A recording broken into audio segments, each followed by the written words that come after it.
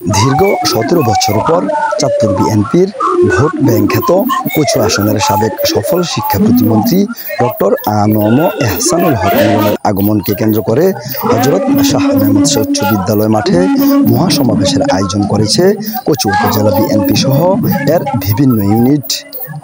তাই সকাল থেকেই মিলন ভক্তদের পদচারণায় মুখরিত হয়ে ওঠে সমাবেশ স্থল সহ এর আশেপাশের এলাকাগুলো। প্রিয় এই নেতাকে বরণ করে নিতে হাজারো মোটরবাইক নিয়ে শোডাউন দিতে দেখা যায় কচু উপজেলা ছাত্রদল এবং যুবদলকে। সমাবেশের সফলতা কামনা আর প্রিয় নেতাকে স্বাগতম জানিয়ে ব্যানার আর ফেস্টুনে ছেয়ে গেছে কচুয়ার অলিগলি। সাবেক এই প্রতিমন্ত্রীর আগমনে যেন প্রাণ ফিরে পেয়েছে কচুয়ার সকল শ্রেণী পেশার মানুষ।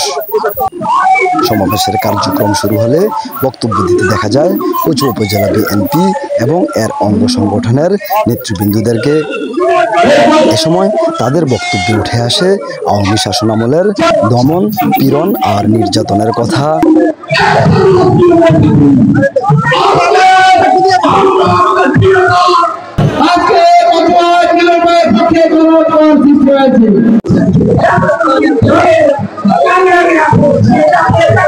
সবশেষে প্রধান অতিথির বক্তব্যে সাবেক এই প্রতিমন্ত্রী শিক্ষার আমূল পরিবর্তন সহ কচুয়ার মাটিতে শান্তি বজায় রাখার আহ্বান জানান।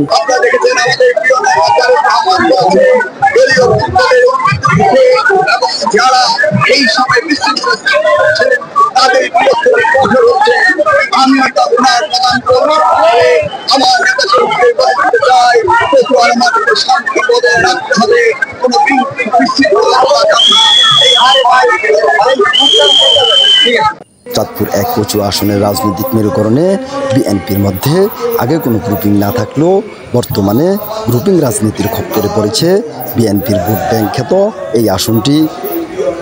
এমন সংকট কাটিয়ে আগামী নির্বাচনে কে পাবে দলের টিকিট, ঝুলসেরা বিশ্লেষণ চলছে এই আসনের জনমনে। জাবেদ হোসাইন, গণকণ্ঠ। আপনারা দেখছেন দৈনিক গণকণ্ঠ, সবার কথা বলে।